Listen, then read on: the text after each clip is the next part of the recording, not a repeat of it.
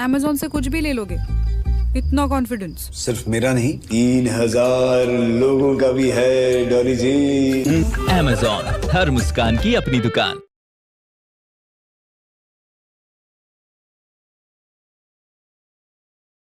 दोस्तों, ईरान के लोगों के बारे में अल्लाह के रसूल सल्लल्लाहु अलैहि वसल्लम ने यह खासियत पहले ही बता दी थी, जो आज 2026 में सच साबित हो गई। रसूलुल्लाह सल्लल्लाहु अलैहि वसल्लम ने आज से 1450 साल पहले अहले फारस, जो आज का मौजूदा ईरान है, इन लोगों के बारे में अल्लाह के नबी ने ऐसी बशारत बयान फरमाई थी, ऐसी खासियत बताई थी, जिसे जानने के बाद आप भी हैरान रह जाएंगे। क्या आप जानते हैं कि जिस कौम को दुनिया पाबंदियों के जरिए झुकाने की कोशिश कर रही है, उसके बारे में 1450 साल पहले कायनात के सबसे सच्चे इंसान नबी करीम सल्लल्लाहु अलैहि वसल्लम ने क्या फरमाया था? आज दुनिया की नज़रें ईरान की ताकत और उनकी जहानत पर टिकी है, लेकिन यह जहानत अचानक नहीं आई। ये वो मौजाती पेशगोई है जो सबा इकराम रज अल्लाह ताला अनो के सामने उस वक्त की गई थी, जब फारस यानी पर्शिया एक अजीम सल्तनत थी और इस्लाम अभी फल फूल रहा था। सही बुखारी की वो हदीस याद करें जब हुजूर सल्लल्लाहु अलैहि वसल्लम ने हज़रत सलमान फारसी के कांधे पर हाथ रखकर फरमाया था, अगर इल्म या ईमान सुरैया सितारे आसमान की बुलंदियों पर भी होगा तो फारस के बेटे वहां पहुंचकर उसे भी हासिल कर लेंगे। यह सिर्फ एक जुमला नहीं था, बल्कि कौम के डीएनए की खबर थी। तारीख गवाह है कि इमाम बुखारी हो या इमाम मुस्लिम हो या बड़े बड़े मुस्लिम साइंसदान, उनकी जड़ें इसी खिते से थीं। आज अगर ईरान टेक्नोलॉजी, मिसाइल प्रोग्राम और एडमी साइंस में दुनिया की आंखों में आंखें डालकर खड़ा है, तो यह उसी इल्मी प्यास का तसलसल है जिसकी खबर मेरे आका सल्लल्लाहु अलैहि वसल्लम ने सदियों पहले दी थी। यह हदीस आज के इस सूरत हाल को बयान करती है कि इस खिते के लोग ज़हनी तौर पर कवि और इरादे के पक्के होंगे, लेकिन बात सिर्फ जहानत तक महदूद नहीं।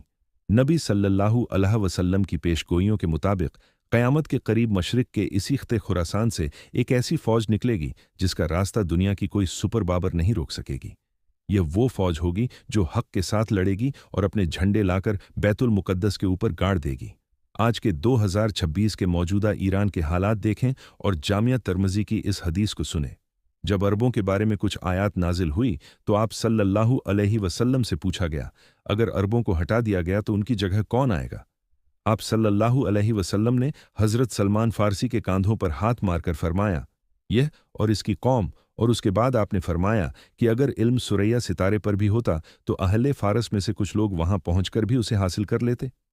मुस्नद अहमद की एक और रिवायत में आप सल्लल्लाहु अलैहि वसल्लम ने फरमाया, करीब है कि अल्लाह ताला तुम्हारे हाथों को अज़म गैर अरबों से भर दे।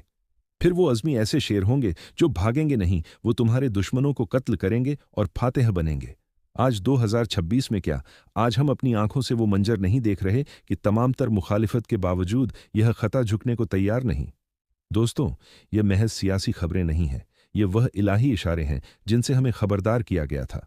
अल्लाह के रसूल ने फरमाया था कि एक वक्त ऐसा आएगा कि तुम देखोगे मरने वाले को यह पता ना होगा कि उसे मारा क्यों जा रहा है, और मारने वाले को यह पता ना होगा कि वो मार क्यों रहा है। ये जंगी कत्लो गारत टेक्नोलॉजी से लैस आर्मी, ये सब क़यामत से पहले की खबरदार करने वाली निशानियां ही तो हैं। अल्लाह के रसूल ने अपनी उम्मत के एक हिस्से के बारे में यह भी फरमाया था कि मेरी उम्मत का एक हिस्सा क़यामत तक बातिल से लड़ता रहेगा और उनके मुखालिफिन उनका कुछ नहीं बिगाड़ सकेंगे। क्या आज हम अपनी आंखों से वह मंजर नहीं देख रहे? दोस्तों, तारीख के और राग पलट रहे हैं और निशानियां एक एक करके हमारी आंखों के सामने हकीकत का रूप ले रही हैं। यह महज इत्तेफाक नहीं, बल्कि उस अजीम तब्दीली का आगाज है जिसकी खबर 1450 साल पहले दी गई थी। अगर आप भी चाहते हैं कि लोग इन निशानियों से बेदार हो तो इस वीडियो को ज़्यादा से ज़्यादा लोगों तक ज़रूर पहुंचाइएगा। अपनी कीमती राय हमें नीचे कमेंट करके ज़रूर दें। वीडियो को लाइक और आगे